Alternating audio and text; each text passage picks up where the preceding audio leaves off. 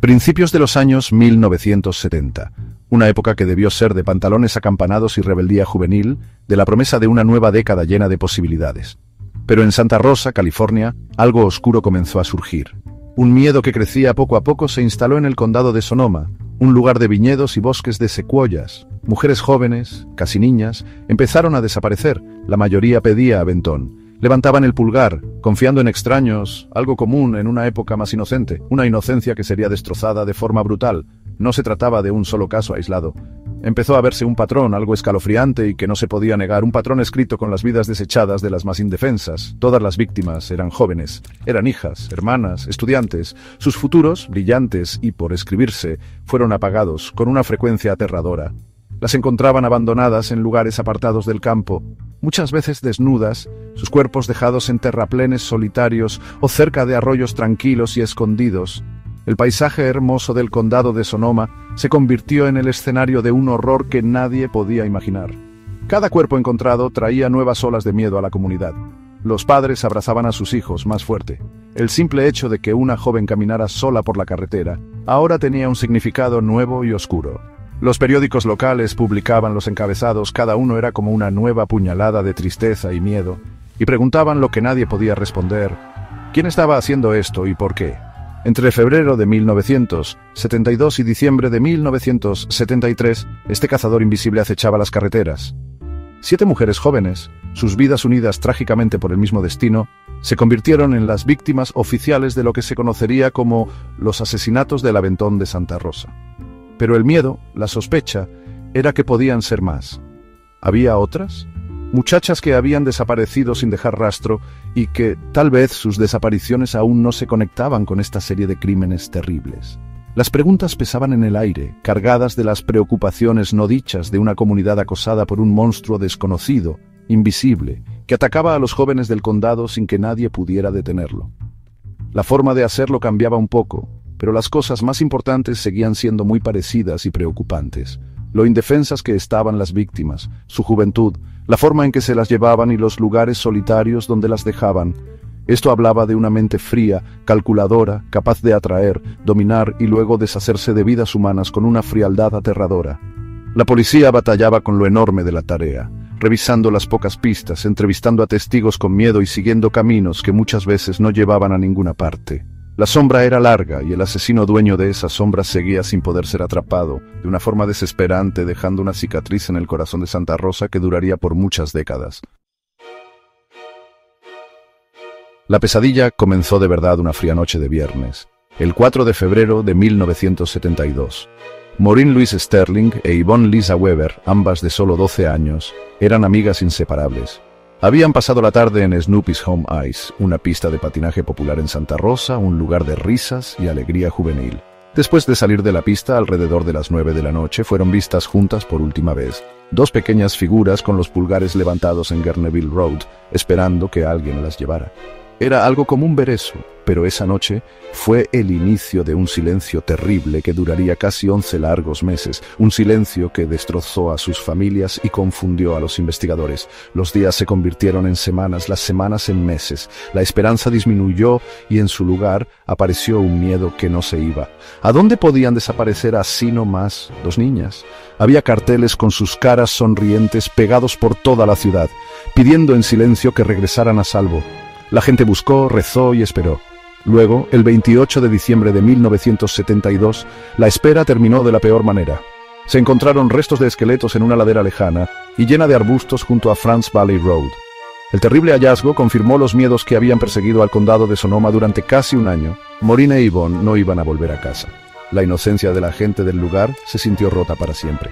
El lugar del hallazgo no dio muchas respuestas. Como los cuerpos estaban muy descompuestos, no se pudo saber exactamente cómo murieron Maureen e Yvonne. Los investigadores revisaron con mucho cuidado la zona y solo encontraron algunas cositas tristes de los últimos momentos de las niñas. Un solo arete, unas cuentas anaranjadas regadas por ahí y un collarcito delicado con una cruz de oro de 14 quilates. Estas pequeñas cosas personales eran recuerdos muy tristes de las jóvenes vidas que les habían robado. El lugar donde las encontraron, tan lejos de donde las vieron por última vez, hacía pensar que el asesino conocía bien la zona, alguien que sabía cómo moverse por estos lugares escondidos para deshacerse de sus víctimas. La pérdida de Maureen e Yvonne causó una gran conmoción en Santa Rosa. 12 años. Que fueran tan jovencitas hacía el horror aún más grande. ¿Cómo podía alguien hacerle algo así a unas niñas? La investigación se hizo más fuerte, pero el asesino dejó muy pocas pistas. Ningún motivo claro, ningún sospechoso obvio. Solo la triste realidad de dos vidas jóvenes apagadas demasiado pronto. Su desaparición y asesinato dejaron una sombra larga y oscura. El primer capítulo escalofriante de una historia que estaba lejos de terminar, una historia que vería a más mujeres jóvenes caer víctimas de este asesino difícil de atrapar. Apenas un mes después del terrible hallazgo de los restos de Sterling y Weber, el asesino, o quizás otro igual de cruel, atacó de nuevo. Kim Wendy Allen tenía 19 años, una estudiante brillante del Santa Rosa Junior College. Tenía un espíritu independiente y quienes la conocían la describían como inteligente y amable. En la tarde del 4 de marzo de 1972, como a las 5:20 p.m., vieron a Kim pidiendo aventón.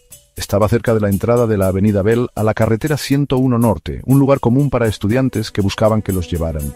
Llevaba un barril de madera muy particular, decorado con letras chinas rojas, un detalle que se convertiría en una marca terrible de su caso.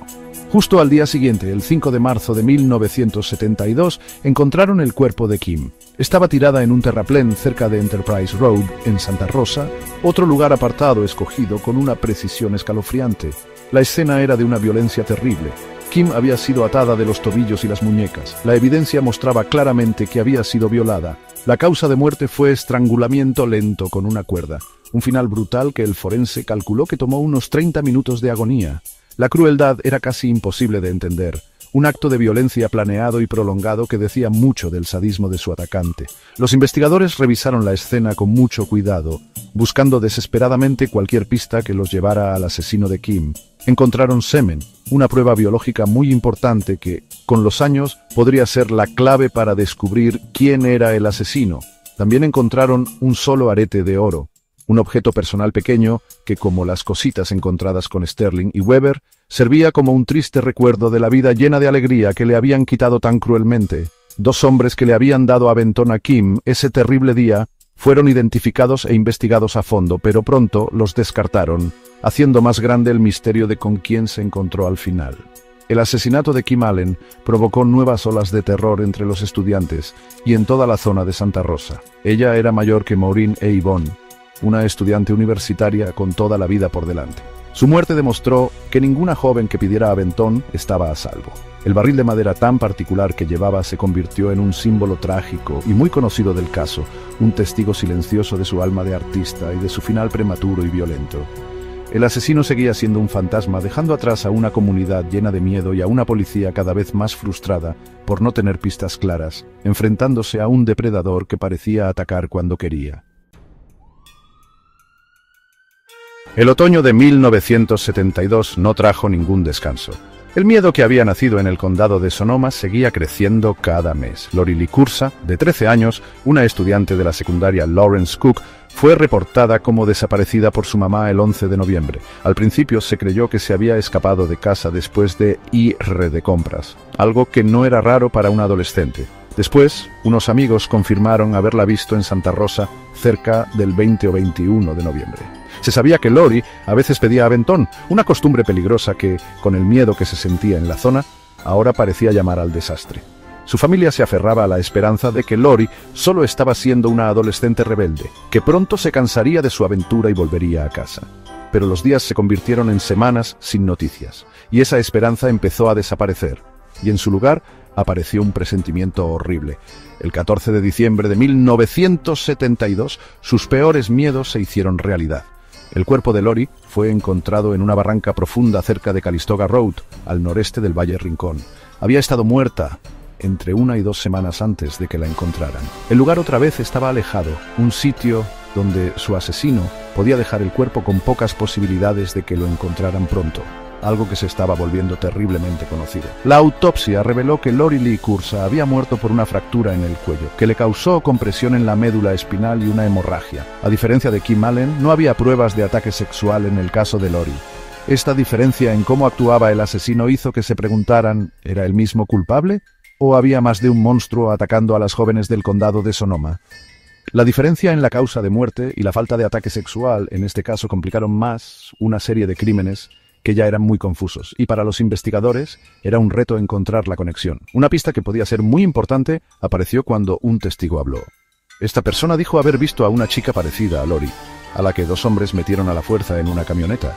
Dijeron que la camioneta la manejaba un hombre blanco con un peinado afro muy llamativo. Esto ocurrió en algún momento entre el 3 y el 9 de diciembre en la calle Parkhurst Drive. La descripción del hombre con el afro volvería a aparecer relacionada con otra desaparición, una pista emocionante pero al final frustrante en la búsqueda desesperada de respuestas. La muerte de Lori confirmó que el terror estaba lejos de terminar. Otra vida joven había sido robada.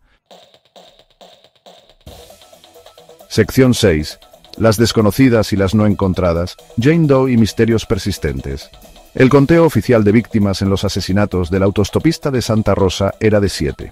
Pero las garras de este oscuro misterio iban más allá, incluyendo a las no identificadas y a las que nunca encontraron.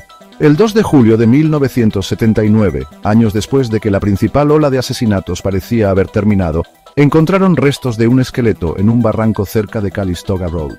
Esto estaba muy cerca, como a unos 90 metros, de donde habían encontrado el cuerpo de Lori Lee Cursa en diciembre de 1972. El hallazgo de esta desconocida, o Jane Doe, revivió los miedos y trajo preguntas dolorosas sobre qué tan lejos llegaban las acciones del asesino. ¿Sería otra víctima que nadie vio por años? El examen forense de los restos determinó que eran de una mujer, de entre 16 y 21 años de edad, más o menos. Medía como 1,50 m de altura, tenía el pelo entre rojizo claro y castaño y, algo importante, usaba lentes de contacto. Más exámenes revelaron que tenía una costilla rota que ya había sanado antes, y lo más terrible es que un brazo se lo fracturaron cuando la asesinaron.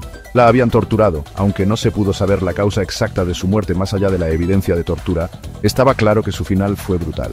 Al principio, los investigadores esperaban que fuera Jeanette Camaele, otra joven desaparecida, pero los registros dentales, tristemente, descartaron esa idea, dejando su identidad como un misterio doloroso. La lista de posibles víctimas, aquellas cuyos destinos siguen sin confirmarse pero que tienen parecidos preocupantes con los otros casos, hace que la sombra de este misterio sea aún más larga.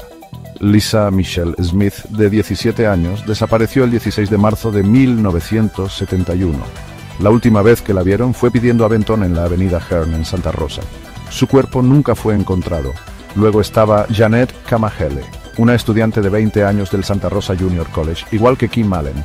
Jeanette desapareció el 25 de abril de 1972, mientras pedía aventón cerca de Cotati en la carretera 101. Un amigo de hecho vio cuando probablemente la secuestraron. Vio a Jeanette subirse a una camioneta Chevrolet Café con una casa de campaña de madera hecha en casa, muy particular. La manejaba un hombre blanco, de entre 20 y 30 años, con peinado afro. Un detalle escalofriante que recordaba la descripción del caso de Lori Cursa. El cuerpo de Jeanette tampoco ha sido encontrado. Años después, a mediados de diciembre de 1978, otras dos jovencitas de la zona, Kerry Ann Graham, de 15 años, y Francine Marie Trimble, de 14, desaparecieron de Forestville. Se dice que habían planeado irse de aventón a una fiesta en Santa Rosa. Sus restos, ya solo huesos, fueron encontrados en julio de 1979, tirados a la orilla de un camino rural en el cercano condado de Mendocino. No fue sino hasta el 2015, con los avances en la tecnología de ADN, que pudieron identificarlas con seguridad. Aunque sus casos pasaron después, la forma en que desaparecieron pidiendo aventón y cómo las encontraron reflejaba trágicamente lo que pasó con las víctimas de Santa Rosa. Esto deja abierta la terrible posibilidad de una conexión, o de que en esa zona anduviera más de un monstruo acechando a las jóvenes.